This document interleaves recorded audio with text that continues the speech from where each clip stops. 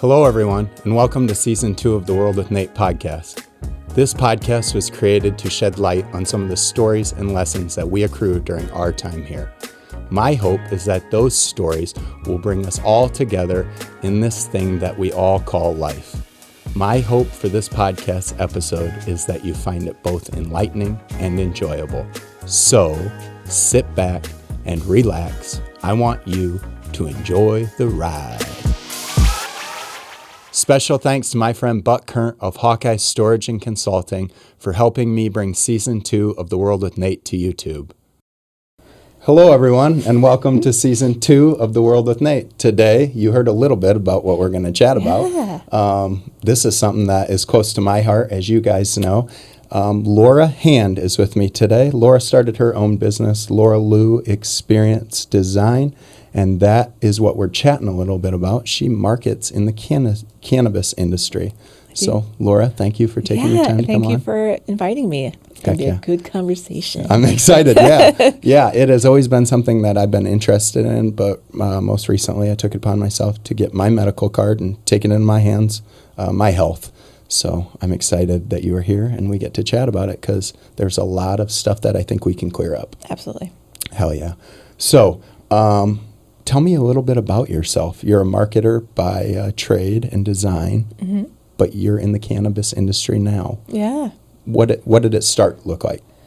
So branding and marketing. So I started out at a local company and worked there for 17 years. Here in Cedar Falls? It's Waterloo. Okay. And the first company I worked for was a digital agency. And so I was the creative director, UX, kind of front-end account manager for 13 years. And we did a lot of websites, search engine optimization for banking clients and healthcare. So both heavily regulated. Yeah. And they are trying to educate their end consumers, especially the healthcare side. So, the customers were a lot of times in the healthcare field, independent, and they lacked the resources or they're cause driven. So it's really hard for them to market themselves because they are a respiratory therapist or a physical therapist.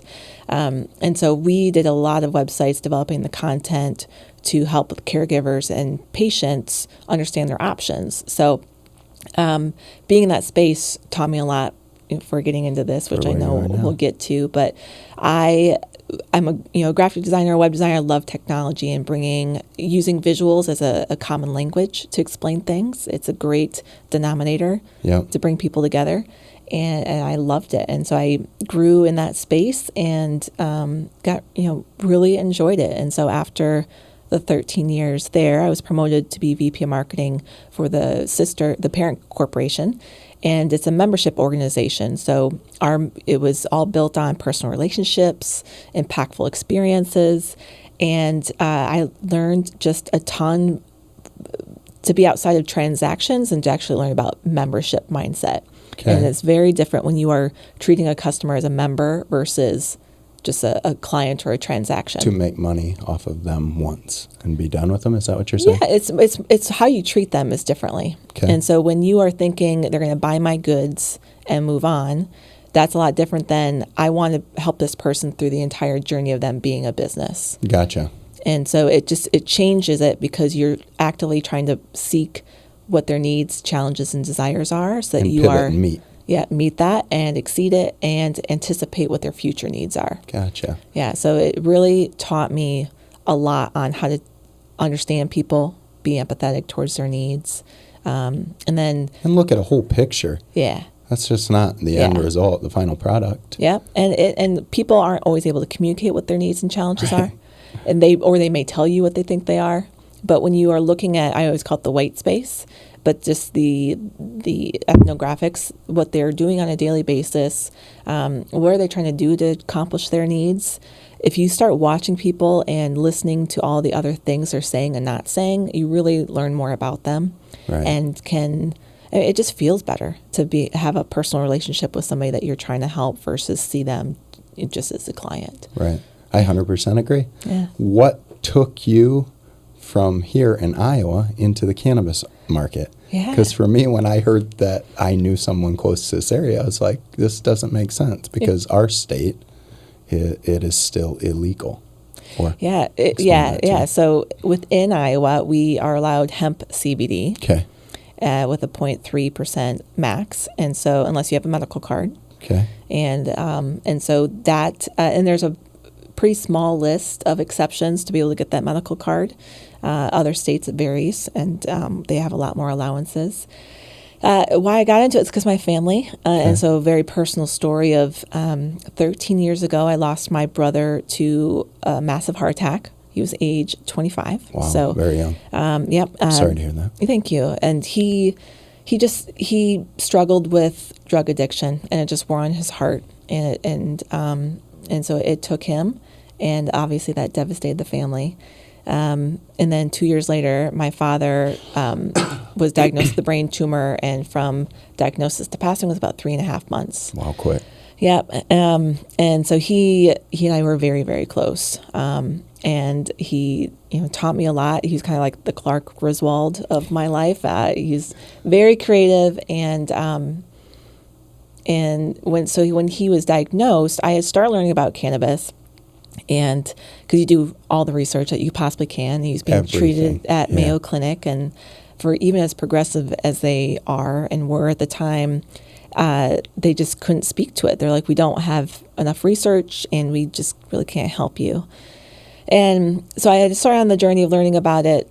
Obviously, my father had passed, but towards the end, like the pain, your brain regulates pain, and when it's not able to regulate or help, like he was in a lot of pain, and we were feeding him liquid morphine every half an hour, and he became a zombie, and obviously it's gut wrenching, and he passed. And through my previous employer, we had actually started a division of cannabis, so we were going to start helping bring together services for those in the industry, which was progressive and awesome. Yeah. And I rose my hand like, please. Super ahead of the times. Yeah. And so back in 2017, I got to go to MJ BizCon, which is the largest trade show for those in cannabis in Vegas. Okay. On average, it brings about 20 to 40,000 people from across the world together. And so I saw that and saw... Of all varieties? All varieties, yeah. And so I had my own stigma, and of just like my perception of what I was, the bias of what I seen growing up, and the dare generation. I was a dare kid too. Oh, we all were. Yeah. And so I mean, it's just it's devil's lettuce and just all these bad things. Reefer madness. Yeah, and so when I went to that show and walked around to see the legitimacy of everyone, and it was all walks of life, and everything from lighting to to nutrients in the soil, to bakery equipment. I mean, you name it, it was there. I mean, it was like 6 football fields of exhibitors and education. And I just came back like, oh my gosh, this is a real thing. Like we've got to learn more about this in the Midwest. And so that was part of the journey as well. And really, as things kept on moving on, I just felt more of a calling to go off on my own, which I never thought I would ever do. Spending the amount of time you did in the arena that you did, and earning the title, and what comes with it. Yeah. It's wild to me that you made a switch when you did.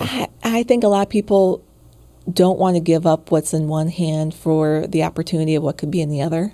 You just kind of hold on to what you have, and comfort's a two-edged sword. Yeah. And I've always been one that I just have to push out my comfort zone all the time. If I'm comfortable, it's time to move. So, and again, like I felt it was almost 17 years of a boot camp to train me of all the things I needed to learn, which were how to navigate a highly regulated industry, how to learn about people where they're at so you can meet them and provide the solutions that need to be there, learning just of stories and being empathetic to them, and then having my own personal story. Anybody that you meet in cannabis, they will usually start an interaction with, what's your personal relationship with cannabis? How did you... Yeah, what's your why? And I have a very powerful one, because I'm in this to help other families avoid the outcome of what I had and have. There are so many stories of women and families that have erased cancer from themselves, helped with pain, anxiety, and just it goes on and on and on. And so after I decided to go on my own, I actually retired for about a year and a half just to unbecome. Mm-hmm. And I mean, a lot of my identity was tied up in this corporate image, and I wanted to figure out like what I wanted to do when I grew up. So I took that year and a half, and it was during COVID, so I could do as many video chats with people as possible versus traveling. Yeah. And I just spent it learning. So I went on every networking event that there was, and one of the first ones was Women in Plant Medicine, and I met so many women healers that are out there that are trying to build businesses because of themselves or family members, helping them. Yeah. So I just got to learn and figure out what the needs and challenges were of the women out there. That's my primary focus, is trying to help women in this space. And then I decided that's how I built my business, was trying to figure out how do I take all of my passions and expertise and apply it to those that really need my help. Absolutely. Yeah. Heck yeah. And your own story of cannabis that so closely can relate to so many people, Yeah. and the feelings of disparity that go along with the nastiness of cancer. Yeah. And I mean, not and to drug add, addiction. drug addiction It's taking and our opioid. nation by I mean, storm. people are just, and you were saying it earlier, just that's the immediate response that we were given is, here's a cocktail of things and good luck. Here's a pill. Here's a pill. Good luck on your way. Yeah. Oh, and it's really unfortunate, and it's and there's just a better way, and it just needs more education and light brought to it. Absolutely. In the same regard, though, I was someone who would just accept the easy fix. And for me, cannabis hasn't been the easy fix. It's provided me a light into some places that I needed to explore, and some things that I needed to fix about myself. And that's something that I think needs to be highlighted as well. Like, it might not be that it is just an easy fix. That's not the answer sometimes, right? Yeah. And even cannabis is not an easy fix. Like, no. it's a journey, and there are, I guess the nice thing is that everybody's learning. Even, what we call the OGs in California, where a lot of this started in San Francisco, which was originally was help with AIDS and pain, and in so California, in San Francisco, yeah, and that's really where a lot of the story starts or restarts because of when it became illegal. But we lack education, we lack research, and that's all changing. There's higher institutions now giving out masters for cannabis education, medicine, cultivation. Yeah, when you were saying those things, so I used to be aware of that stuff, but back then when I was paying attention to it, it was one or two places where you could learn how to grow, and that's about it. Yeah. Now they have like ganjier programs where you, just like a sommelier, like you learn smells and everything about the plant, so that you're able to kind of have that certification. We do it with beer, alcohol, so why can't those same things apply? Absolutely. And I think in the Midwest we just have, again with the education, we're just very good at listening to other people and trusting exactly what they tell us. Right. And I think it's the time that we become our own best advocates and learn and research on our own to make our own informed decisions. 100% agree with that. Yeah. It's opened up a whole new world to me. Yeah. Speak about the gray area inside of the cannabis. You had spoke a little bit earlier about the things you're doing to help the women. We had said that there's limited banking opportunities. How are people dealing with that? Oh, gosh. Okay, so... Because federally, it still remains illegal. Correct. With certain exceptions inside the FDA. Yep. With programs, right? Yeah. But they're not actively studying? Yes, there's active studies. And so there have been more and more institutions that have been allowed to be able to start doing clinical research and clinical trials. Right. Yeah. So the gray area. So imagine, being in marketing and advertising, when you have a product, you talk about features, benefits, and you show pictures of it, and you show pictures of what it does, and the people that use it. And so when you get into cannabis, you're not able to say the name, you're not able to say what it does, you're not able to really talk about the ingredients or show the product. Because those things are considered explicit and illegal. Correct, because it's still considered a drug. So it makes it really hard for people to market their products. Yeah. And when you think about Facebook, Instagram, just Google searches, YouTube, when they ban all those things, it's incredibly hard to do any type of search engine optimization. And yeah, especially in today's market, social media is you can't do any paid advertising, and so it's incredibly hard for them to be able to talk about things. And so we have to think about things in a different way, and that's why I talk about the membership mindset. It comes down to thought leadership and education, and so that's almost exclusively what I educate my customers on. It is an opportunity to give a platform to those to tell their stories, because that's not banned. If a person gets on YouTube and talks about this is how the plant impacted me, yes, that's okay. So gotcha. and then thought leadership and education. So on the websites, like providing information about the endocannabinoid system, which is your internal regulation system that everybody has, and think of it like an apartment building where you have all your different tenants, and you have one apartment that is playing really loud music, which would be inflammation and pain. That starts impacting the rest of the building. And so with your endocannabinoid system, cannabis creates homeostasis and helps create calm and just ease within that entire apartment complex. And our body already has this inside of it. It already has it. And so those are cannabinoids, and it's something that's naturally derived. It's part of us. And this plant already, finds that homeostasis and is just at ease and at home with us. And so it's just a natural thing.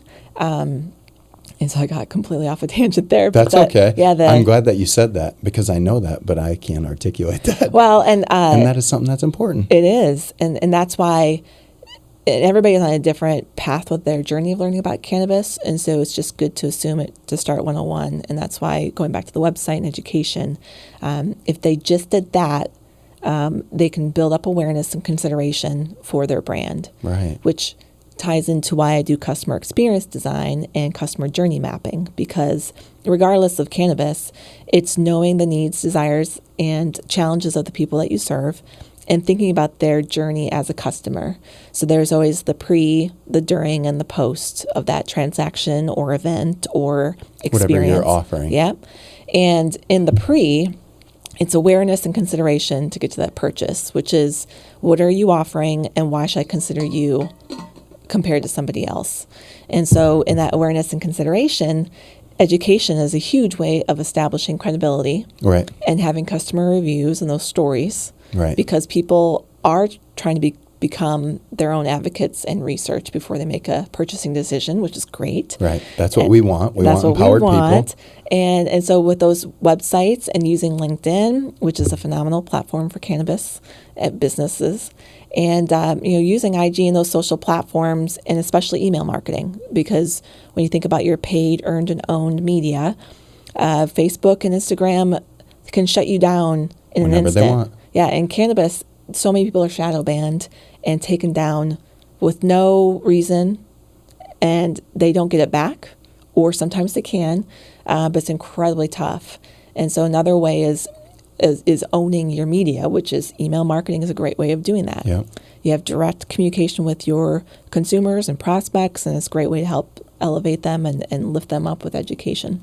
So those are the things that you push for when you're introducing this. Yeah, and building an experience vision. So through customer experience design, the kind of mad lib is what's the change in the world that you're trying to make for the people you serve in 3 to 5 years.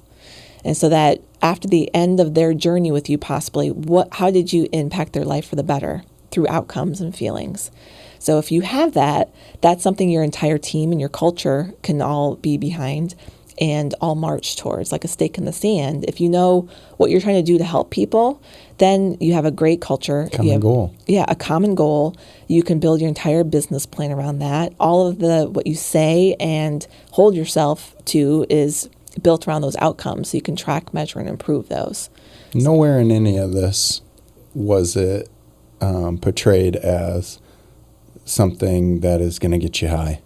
Yeah. How are we changing that? Yeah. Because we had talked earlier, devil's lettuce or the things that have came along with it, you can't function if you choose to partake in this or whatnot. How are we doing that in the marketing space? How are we changing those things? Really, again, education, but not everybody wants that feeling. Right. They're going in it because of pain, anxiety, or other things. It's not just always ailments as well. That's one thing I will push back on companies for is I'm lucky to not suffer from anything really other than migraines. I just want help maybe on focusing on my creativity and to be able to sleep because my mind's always racing. Okay. So these are all things that in the past we didn't even know that this could help with. Mm-hmm. Yeah, and things like mindset and setting. And so using different cultivars, which is varieties of the plant, which, when you think about certain plants like lavender has a terpene. Lavender is very calming. That has one effect on your body, whereas those same terpenes are in cannabis as a plant, but it has all the terpenes. And so in this one plant, you have your cannabinoids, your flavonoids, and your terpenes. Those are the three primary makeup of the plant. And that makes it taste? Well, the flavonoids are actually the scent. Okay. The terpenes are the desired effect on your body. Okay. So terpenes are actually like the new queen that you should be thinking about other than just the cannabinoids. Cannabinoids are your CBD, your CBG, CBDA, CBDG. There's I think actively 140 varieties of just those cannabinoids in research right now. And they all interact differently with your body. All interact, and depending on how you pair those three things together, have different effects as well. Wow. So that's both like really great and challenging because as a new patient going in, it's not just an easy try this and see how it works. It's trying to figure out what are you using it for, and not just it might not just be one thing. So we were talking about in the morning, it might be creativity and focus. In the afternoon, it might be recovery of your muscles after you've had a really hard workout. Yeah.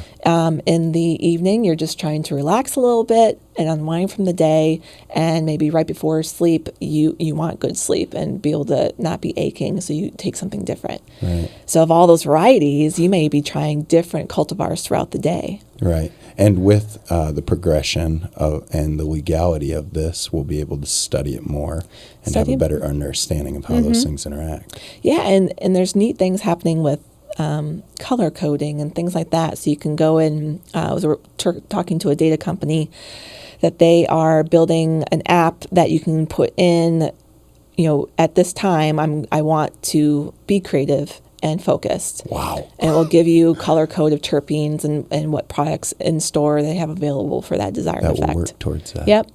Wow. And it's not just all, smoking. I mean, there's transdermal patches, there's salves, there's creams, there's pills, ointments, tinctures, oil that goes underneath the tongue, which is because of our bioavailability in our mouth, it absorbs into our system a lot faster and integrates better versus going through the digestive system. But depending on the modality of taking it, also has different effects on your body. So that's why I usually recommend, like if within Iowa, yes, you can get your medical card, but there's also cannabis nurses. And so there are nurses that serve Iowa, and luckily we have legal neighbors that can help us as well. Right. And those cannabis nurses are highly trained and ready to help. And so with real formal education, these aren't absolutely. These aren't former drug addicts. No, these people are taught this. Mm-hmm. Yeah, I mean, they've spent their life being nurses, have seen the positive impact of cannabis, and decided to go back to school, be certified in this. To make a jump because they want to be, not because they have to be. Yep, and so what they do is they work with patients. And when I say patient, everybody's a patient. Cannabis is about wellness. It's not just whether you have something that you're trying wrong with you, or it's just overall wellness, spirituality, mind, body, soul. And so they'll work with you on what your desired goals are. What's the life that you're trying to get to? And then if you are, this doesn't just eliminate Western medicine either. I mean, there's been lots of great things that have come out of Western medicine as well. And so sometimes it's just understanding how those things work together in your body and can interact because that's very important as well. Right, yeah. Mm-hmm. Wow, it's so deep. Cheapers. You had spoke on your what brought you into it, and that is amazing. And then to be able to incorporate that into the marketing piece, it just seems like such a better fit for what we're trying to do and get rid of the stigmas than selling the product, worrying about the final end product. Yeah, and with that education, there's a perception there's a ton of money in this space, the green rush, and that's not always the case. It's incredible. You have to be in this for and the long end consumer, when you're seeing how much a little quantity of whatever you decide to purchase is, $100 for a gram in some cases for medical grade. And it's like, that's outrageous. It adds up to millions and millions of dollars. But speak on that, because you cleared that conception out. Yeah. So California is probably having the hardest time of it right now. And so there's taxation at every point. And my number's not right, but an estimate of like 20% of that $300 would actually go to the seller. Like the rest of it is 80% per se. Yeah, is a larger percentage of huge, is going to the license fees, taxation on every step of the way. And so to be legal in this market requires a ton of work on those caregivers to be able to provide that. Yeah. Insurance and just everything. So it's incredibly hard for them to stay in business right now. And that's why people will often come in and ask what your personal relationship to cannabis is. Like, are you here for the money because you think it's going to be quick? Right. Or are you here for the long haul, knowing that it's going to be a journey? Right. Like, it's not a get rich. That's an easy way of judging. Oh, it is. It's like that in podcasting, too. Yeah. Like, if you're expecting to be a millionaire at this, it's probably not for you. Yeah. Well, and so in this industry, it's all about community. And it's a very small circle, like anything. But if everybody's testing each other constantly because they've been burned. Right. And so even when I get into it, somebody will ask who I know, and I'll have to talk to 2 or 3 other people to kind of get a good idea on that person. And we all do that for each other. Yeah. And so if I vouch for somebody, they're like, right. they're good. So it's a very network-driven community. Absolutely. And it has to be. You guys don't have the support of very many other people except yourselves. Well, and if you think about the value chain from cultivation to it being sold in a dispensary, it is so difficult for every step along the way because you can't really even Google for services. Right. And so if you are trying to get yourself out there, and so if you are needing insurance or compliance or somebody to help you with your application process, like, you can't just find the answer. Yeah. It's all on the people that you know in your community. Wow. I can see how it is easy to fail at that. You're not definitely not set up for success. Yeah. Yeah. And so that's why I help women primarily. They are caregivers. I mean, and it's a female plant. And so when they can't get loans from a bank, like a lot of time it's friends and family raise, which as an entrepreneur, that's incredibly tough to do anyway.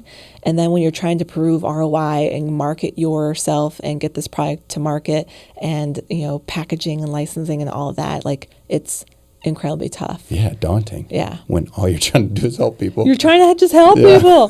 Yeah. The red tape's there for a reason, though. We know that. Yep. Mm-hmm. So, yeah, that is wild to me.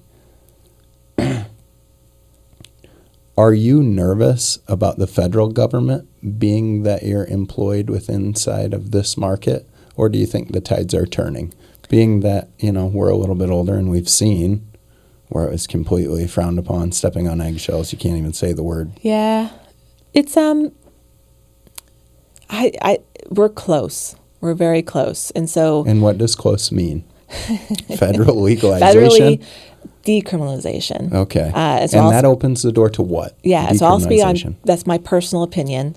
And depending on who you speak to, it's all very different. Right. The decriminalization allows us to be able to start banking. Because then the industry will be able to start using banking services. Like, imagine having a dispensary or an online shop and, people can't use credit cards. And so, I mean, it's just every step of the process is so difficult. So decriminalization would help with banking, which would be great. The other big aspect are those that are still in federal prisons serving up to life sentences for having small amounts of this plant.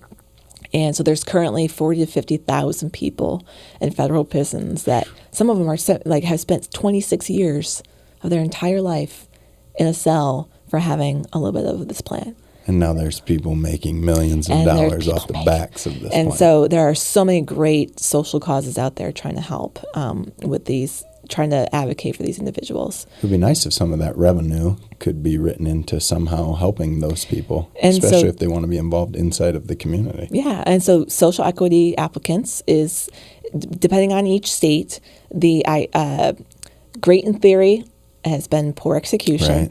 And it's all brand new. It's to brand be fair new, as well. but still, like in each state, what they're trying to do is provide a certain percentage of applications just to those with social equity ties. And so, people of color, minorities are able to apply for an application to be able to sell or cultivate cannabis. And they're supposed to get approved at a higher rate.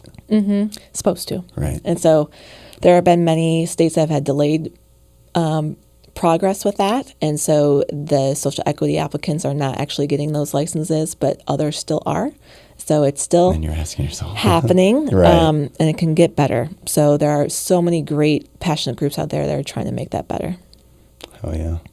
What would you like listeners to know specifically about cannabis before we wrap this up? What is one thing that you think is important? Yeah, it's that a lot of people will call it a miracle plant, and I still believe that it is, but I don't want to make it sound like it isn't an easy one and done. Like, it takes respect and education to learn about everything that this plant can do and has done. I mean, since the time of 500, 600 BC, this plant was used in everyday purposes everywhere, all over the world, multiple accounts, stories, and not just like, if you think about we've talked a lot about like the THC side but there's, with hemp, I mean, hemp fiber has been used since the dawn of time. Strength. Buildings. I mean, being able to replace concrete with hempcrete. It's fire retardant for being able to use for apparel. They're using it in the ocean to clean up oil spills. I mean, it's just can be used everywhere and used to be like the victory gardens and for war. And so it's just so unfortunate in the last 30 years that was all stopped and erased. Yeah. So it's wild to me. Yeah, it's there are wonderful resources out there. Many websites will teach you, and then otherwise just ask. It's okay to talk about it. That's the thing with the stigma. The only way to get over it is just to start having more conversations around it. Hell yeah. So exactly we're both why I had to have people. Laura on. Yeah, the both people.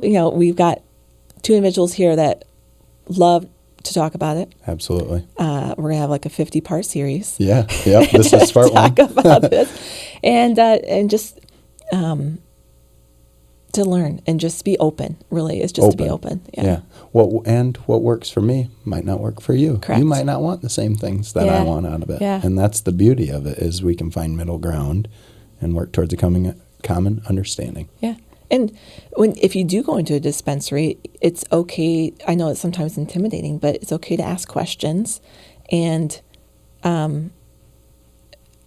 just help them guide you through the process and just ask as many questions as possible and see what your options are and always try something low. Always start low and slow. Right, yeah. That's unfortunate. That's There's so many people that important. have the experience of trying for the first time and taking way too much and having a bad experience and then warding it off. Right. And then, of course, saying that story to everybody, too.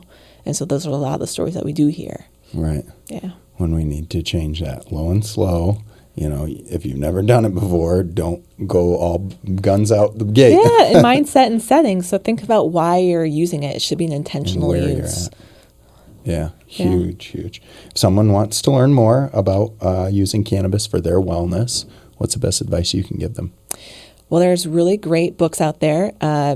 Dr. Goldstein has a book called Cannabis is Medicine, which is fantastic. It walks and I will through, link those as well. yeah, on my socials. it just walks you through the biology of the plant, and that we talked about those three major components, why they're important, and then how she actually walks through all the different things like pain, anxiety, cancer, and how the plant can help with those different things. And then, there's great websites like theconigma.com and a couple other that I'll give to Awesome. to, And I'll to get link. those linked. We had talked earlier, prior to the recording, that who knows, maybe someday we will be taking trips to sister states. And One thing I'm trying to do, so Alyssa Gardner is kind of my partner in crime. She was the first female hemp farmer here in Iowa. Very cool. And has her own brand. And she does the best she can to educate as well. And so she and I just clicked and hit it off. And last summer we went to California to try it out. So we went to several. I had a good friend out there that's a tour operator, and he's an OG in the industry. And he took us to a couple different grows, and we got to glamp and meet the farmers. And it's so different. It was such a personal and spiritual opportunity to learn more about the plant and where it's coming from, and just its history. And then I learned about just the crazy new things. So I was telling you earlier, there's people are shifting from having alcohol at their weddings to now doing cannabis weddings. Right. There's cannabis spas. If you think about using any type of oil for your body, like using CBD is great. And then, using different cultivars will change your senses or enhance your senses for going on hikes or going to an art museum or the way that you taste food. And so make it even better. Yeah. And so I'm the marketing chair for the Cannabis Travel Association International. So very cool. The idea is to learn about the world and what's going on across different countries for tourism and travel in regards to the cannabis and psychedelics. Very, very cool. Yeah. And that's what you're working on right now? Yeah. That's what I'm working on right now. And that partner in crime, Alyssa, and I are trying to locally within the Sierra Valley bring together people to ask. It's just a safe space for people to ask questions and learn. And then organize some of those trips to be able to go out and experience it firsthand. Trips for now, hopefully someday soon. We are keeping people right here in our state. If we could capitalize on our agriculture and use it, who knows what we could do with that plant. I think 30% of Illinois' revenue of cannabis is from out-of-state people. So there's a lot to be gained if we did in Iowa. Right.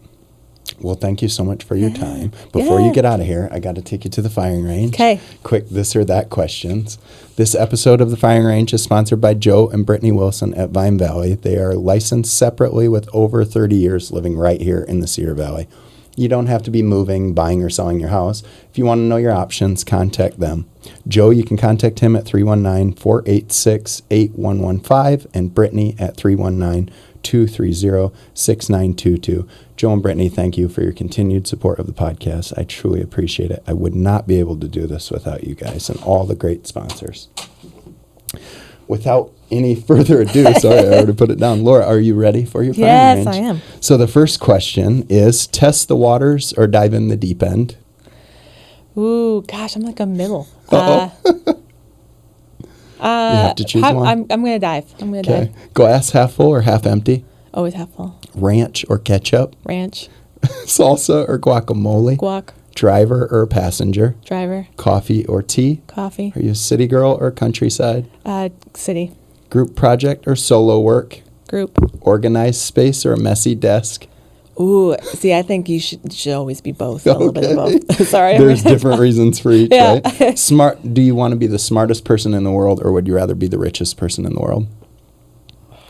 Smartest. And awesome. Yeah. That is your final question. Thank you so much for having me. This was a great conversation. If people want to contact you, where's the best space if they have questions? Yeah. CustomerDelightProcess.com. Okay. Otherwise, I'm on all the social channels. And I will link all of those and get the listeners that.